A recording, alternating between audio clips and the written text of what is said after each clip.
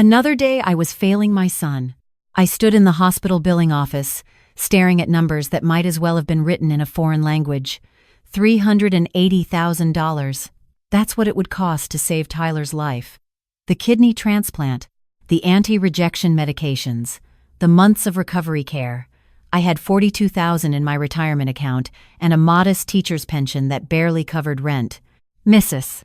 Patterson," the billing coordinator said gently, her eyes full of practiced sympathy. "We can set up a payment plan, but you'll need to provide a substantial down payment before we can schedule the surgery." How substantial? I wanted to ask, but I already knew. More than I had, more than I could ever have. Tyler was 32, divorced, and until 6 months ago he'd been healthy. A high school English teacher like I'd been, coaching the debate team, planning to propose to his girlfriend Rachel. Then came the diagnosis: polycystic kidney disease, progressing faster than anyone expected. Both kidneys failing. He was on dialysis now, 3 times a week, watching his life drain away through a machine while his name sat on a transplant list that might not call for years. I walked back to his room, rehearsing lies about payment options and insurance appeals. But Tyler saw through me the moment I entered. He always had, even as a child.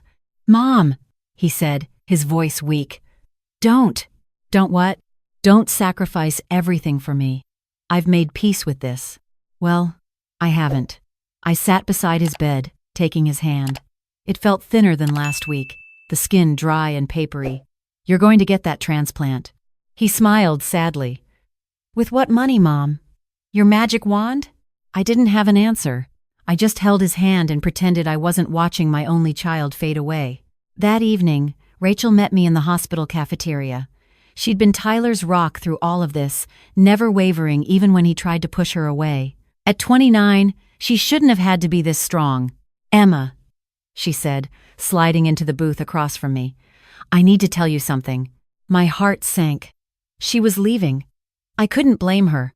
I've been asking everyone I know about donor options, transplant funding, anything. She pulled out her phone, scrolling through messages. My friend Sarah works at Methodist Hospital in the surgical wing. She mentioned something unusual.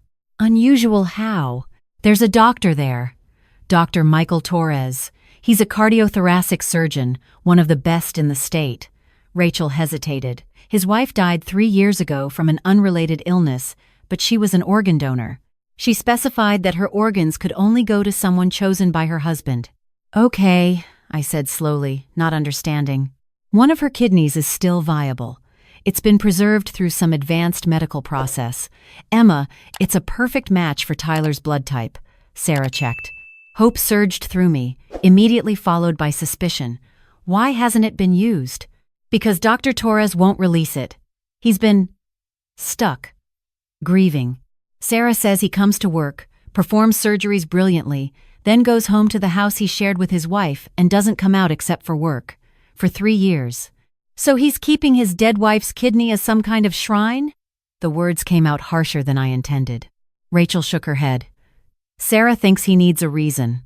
A push. She mentioned that before his wife died, she'd told him she wanted him to move on, to live again, but he can't seem to do it. What are you suggesting? Sarah thinks if someone could reach him, really reach him, show him that life can go on, that his wife's final gift could save someone, maybe he'd release the kidney. I stared at her. You want me to befriend a grieving widower to convince him to give up his dead wife's organ? I know how it sounds. But Emma, Tyler doesn't have time. The waiting list, the fundraising, finding another donor, we're talking years he doesn't have. Rachel's voice cracked. Sarah gave me his address. She said he needs someone who understands loss. You're a widow. You know what he's going through. I'd lost my husband David 8 years ago to a heart attack. The grief had been crushing, but I'd had Tyler to think about. Students who needed me. A life that demanded I keep moving. This doctor, Torres, apparently, had just stopped. This is insane, I said. I know. It's manipulative. I know. He'll see right through it. Maybe he'll see someone who understands. I looked at Rachel's desperate face and thought of Tyler's gray skin, the exhaustion in his eyes. Give me the address. The house was in Oakmont, an old money neighborhood where towering oaks lined streets named after poets. Number 42, Whitman Drive, was a Tudor revival, beautiful and perfectly maintained but somehow lifeless. The lawn was professionally manicured, the hedges trimmed with geometric precision, but there were no seasonal decorations, no potted plants, no signs that anyone actually lived there. I sat in my car for 20 minutes, trying to figure out what to say. Finally, I just walked up and rang the bell. The man who answered was not what I expected. The word doctor had conjured an image of someone older, perhaps graying and distinguished. Dr. Michael Torres was probably in his early 50s, tall and lean with dark hair barely touched by silver. He wore jeans and a button-down shirt, sleeves rolled up. He looked tired but not broken.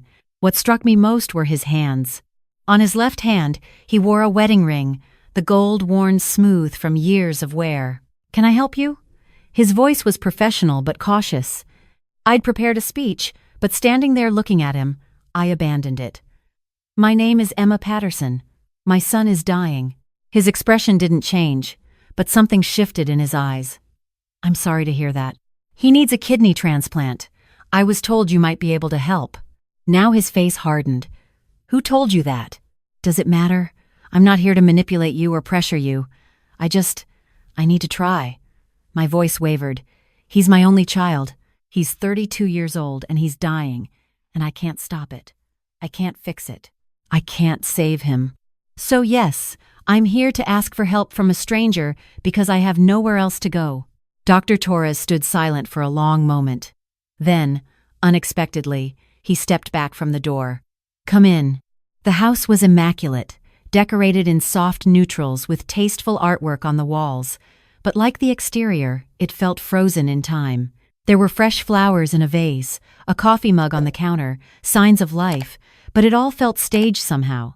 He led me to a living room and gestured to a chair. I sat. He remained standing, his arms crossed. "What do you know about my wife?" he asked. "That she was an organ donor, that she passed away 3 years ago, that you're a brilliant surgeon." I paused. "That you're alone in this big house." "I'm not alone. My wife is here."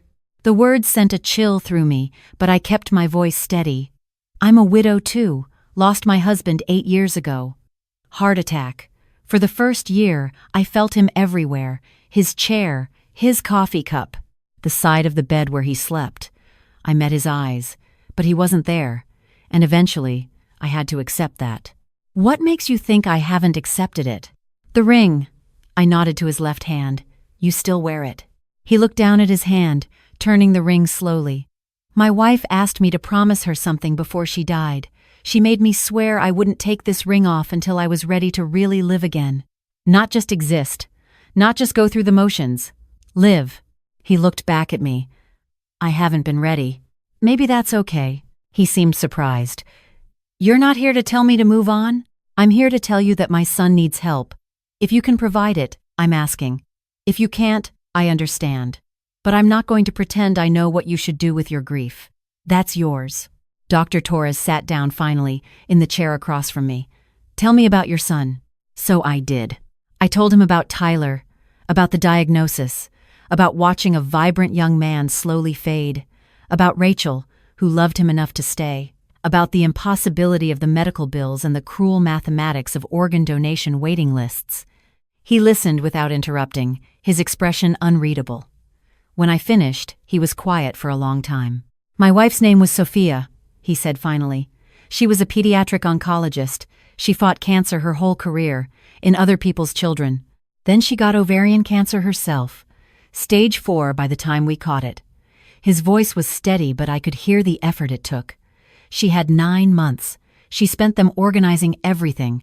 Her funeral, her belongings, her organs. She made me promise to make sure they went to someone who needed them, someone whose family wouldn't give up on them. She sounds remarkable." She was. He turned the ring again, a habitual gesture. "She specified that her kidneys could only be released if I approved the recipient personally. She said I'd know the right person when I met them. And I've met with 14 families in 3 years. Good people, desperate people, people whose loved ones were dying." He looked at me. "I said no to all of them." My heart sank. But I didn't meet them. I met their desperation, their guilt, their fear. They came to my office, to my hospital, with folders of medical records and photos and appeals. He leaned forward. You came to my home. You told me the truth. You didn't try to make me feel guilty or play on my emotions. You just told me your son is dying and you're out of options. So what are you saying? I'm saying I need to meet your son. The next day, Dr. Torres came to the hospital. He didn't announce himself as the potential donor. He just introduced himself as a physician consulting on Tyler's case. I watched from the doorway as they talked. Tyler propped up in bed. Dr. Torres sitting in the visitor's chair. They talked about literature. Tyler's students, the debate team. Dr. Torres mentioned his own high school debate days. They argued amiably about Hemingway versus Fitzgerald. It lasted 20 minutes, and when Dr. Torres left, Tyler looked more animated than I'd seen him in weeks. Interesting guy, Tyler said. Kind of intense, but sharp. He is. Tyler studied my face. Mom, why do I feel like you're not telling me something? I told him then. About the kidney. About Sophia. About the ring and the promise and the impossible decision Dr. Torres had been carrying for 3 years. Tyler's face went through several expressions. Shock, hope, guilt. You asked him? Mom, that's desperate? Yes. I was going to say brave. He reached for my hand. What did he say? He said he needed to meet you. That was the meeting? I think so. 2 days later, Dr. Torres called. I need to ask you something, Mrs. Patterson. A favor. What is it? This may sound strange, but I need someone to help me with something. It's related to Sophia, to moving forward. If I'm going to do this, to release her kidney, I need to make changes in my life. I need someone to help me do it. I don't understand. Come to my house tomorrow afternoon. I'll explain. When I arrived the next day, Dr. Torres led me upstairs to a bedroom I hadn't seen during my first visit. He opened the door and I understood immediately. It was Sophia's room. Not a guest room that had been hers, but a shrine. Her clothes still in the closet, her books on the nightstand, her reading glasses on the dresser, photos everywhere. I haven't changed anything, he said. For 3 years, I've kept it exactly as she left it. I come in here every night and tell her about my day. I didn't know what to say. This is what I mean by not living. This is me frozen in time. He turned to face me. I need help letting go. Not forgetting, never forgetting, but letting go of this. He gestured to the room. I'll authorize the kidney transplant for your son. The surgery, the recovery, all of it. I'll cover whatever insurance doesn't. You don't have to. Let me finish. In exchange, I need you to help me pack this room. Sort through Sophia's things, decide what to keep and what to donate.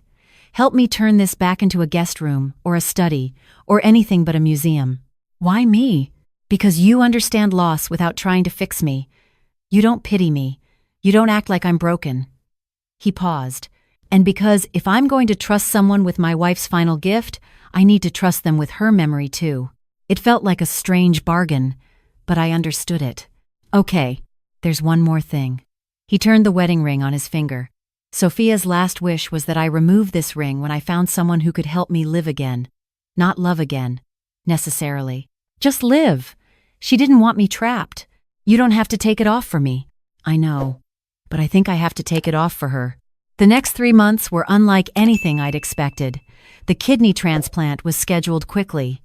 Dr. Torres used his position at the hospital to expedite everything, calling in favors, coordinating with specialists. The surgery was successful. Tyler's body accepted the kidney. Slowly, his color returned. His strength grew. Rachel cried when he walked down the hospital corridor without assistance. But while Tyler recovered, I spent my afternoons at Dr. Torres's house. We worked through Sophia's belongings with meticulous care. Each item had a story. The dress she wore to their wedding, the stethoscope from her first day of residency, letters from patients' families, photos from vacations. We went to Portugal for our 15th anniversary, Dr. Torres said, holding a photo of Sophia on a beach, her hair wind-blown, her smile brilliant. She wanted to see the azulejo tiles. We spent 3 days just wandering through Lisbon looking at decorated walls. She was beautiful. She was everything. He placed the photo carefully in the keep box. But she wouldn't want me to stop here, frozen. She'd be furious, actually. She'd call me a coward. You're not a coward. You loved her. I still love her. That's the problem. How do I move forward while still loving someone who's gone? I thought about David, about the years of learning to carry love and loss together. You don't stop loving them. You just make room for new things alongside that love. It doesn't replace it. It just grows around it. One afternoon, we were packing books when Dr. Torres pulled out a leather journal from behind a stack of medical texts. "I didn't know this was here," he said softly. "What is it?" "Sophia's journal.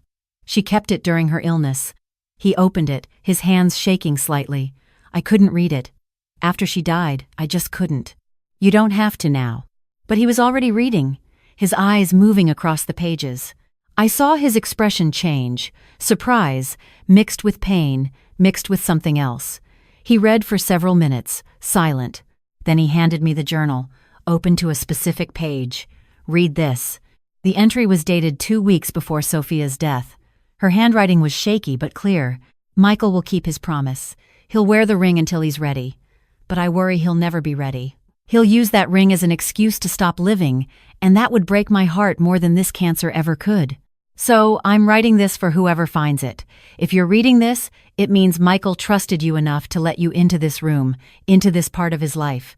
That means something. That means he's trying. Don't let him use me as an excuse anymore.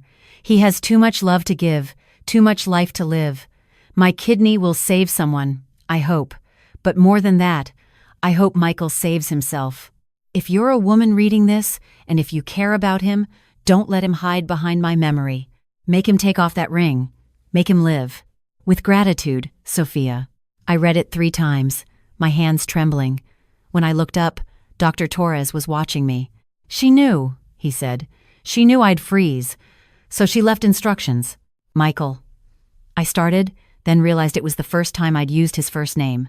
"You've helped me pack this entire room," he said. "You've listened to every story, treated every memory with respect. You didn't rush me or judge me or try to fix me." He looked down at his left hand. Sophia was right. I've been using this ring as a shield. As long as I wore it, I didn't have to make any decisions. I didn't have to move forward. I could just exist in this house with her ghost. He reached for the ring, but his hand stopped. "I can't do it," he whispered. 3 years and I still can't take it off. "That's okay." "No, it's not. Tyler has Sophia's kidney inside him. He's living because of her gift. And I'm still here, trapped, wearing this ring, like it's a life sentence." His voice broke. "She deserves better than this." I stood and walked over to him.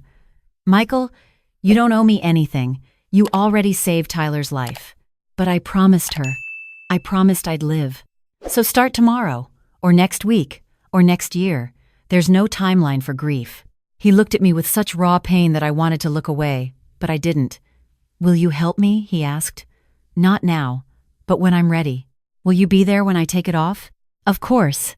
2 weeks later, on a Saturday afternoon, Michael called. "Can you come over?" When I arrived, he was standing in what had been Sophia's room. It was transformed now, a guest room with neutral walls, simple furniture, and just a few photos of Sophia on one shelf. Respectful, but not a shrine. "I've been thinking about what Sophia wrote," he said. "About using her memory as an excuse. About the ring." He turned it on his finger. "I'm ready. But I need a witness. Someone who knew her through me. Someone who'll remember this moment not as forgetting her, but as honoring what she wanted. I'm here." Michael took a breath, then slowly slid the ring off his left hand. It came away smoothly, leaving a pale band of skin. He held it in his palm, looking at it. "I love you," he said softly, and I realized he was talking to Sophia. "I'll always love you, but you wanted me to live, and I'm going to try. I'm going to really try." He placed the ring in a small box on the shelf, next to Sophia's photo. Not hidden, not discarded, just at rest. Then he turned to me. "Thank you, Emma, for everything. You don't have to thank me." "Yes, I do. You came to my door desperate to save your son, and somehow you ended up saving me too." Tyler's recovery was remarkable. Within 2 months, He was back to teaching part-time. Within 4 months, he and Rachel set a wedding date. Michael attended the wedding, sitting beside me in the family section. When Tyler stood at the altar, strong and healthy, his color restored, I saw Michael touch his left hand where the ring used to be, an unconscious gesture. "How does it feel?" I whispered. "Strange, like I'm missing something." He paused, "but also like I'm carrying less weight." After the ceremony, Tyler pulled Michael aside. I watched them talk, Tyler's hand on Michael's shoulder. Later, Tyler told me what he'd said. "I told him that I carry Sophia with me every day. Her kidney, yes, but also her gift, her belief that life is worth living, worth fighting for. I told him I'd take care of it, take care of her legacy." "What did he say?" "He said Sophia would have liked me. Then he asked if it was okay if he stayed friends with our family. With you." Over the following months, Michael became a regular presence in our lives. He came to dinner, met us for coffee, started volunteering at a free clinic on weekends. He wasn't dating, wasn't looking for romance. He was just, gradually, living again. One evening, 9 months after the transplant, we were sitting on my back porch drinking wine when he said, "I've been thinking about Sophia's journal entry. The part where she said if a woman was reading it and cared about me, she should make me take off the ring." "Michael, I'm not saying this to make things awkward. I just want you to know that I know. You cared enough to help me even though you didn't have to. You saw me at my worst, frozen, trapped in the past, and you didn't try to fix me. You just helped me find my own way forward. That's what friends do. Is that what we are? Friends? I considered this. I think so. Strange friends, maybe, brought together by desperation and grief and kidneys."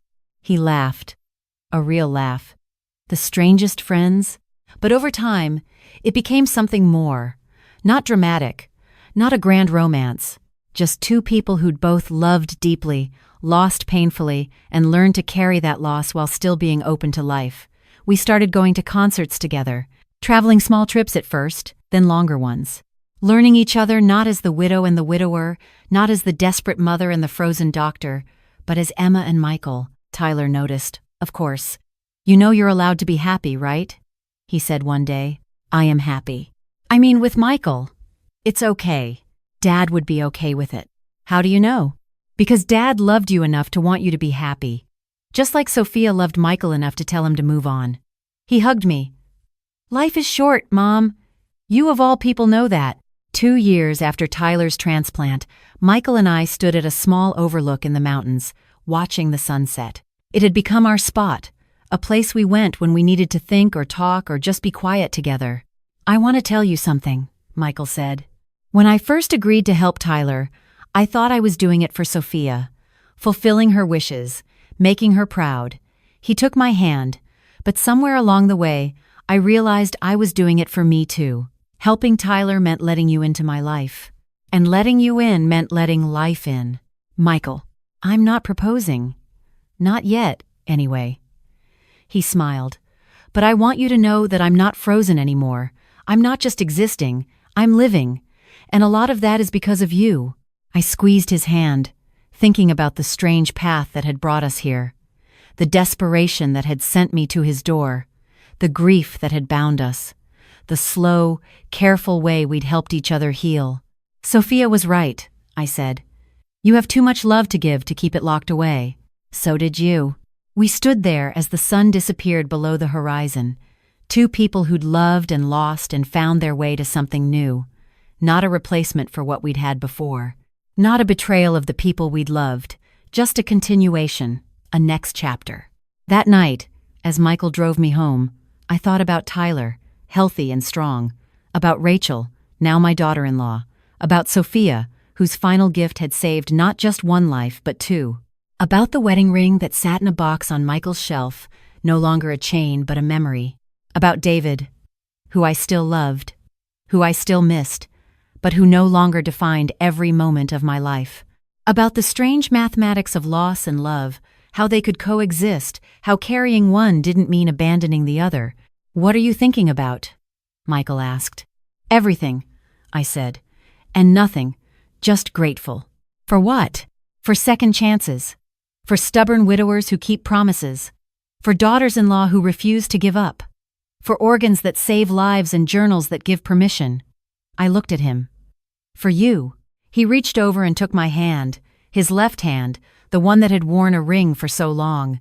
The pale band had faded now, his skin even-toned. And in that moment, I understood what Sophia had wanted for him. Not to forget, not to replace her. Just to live. Really live. We were both doing that now. Finally,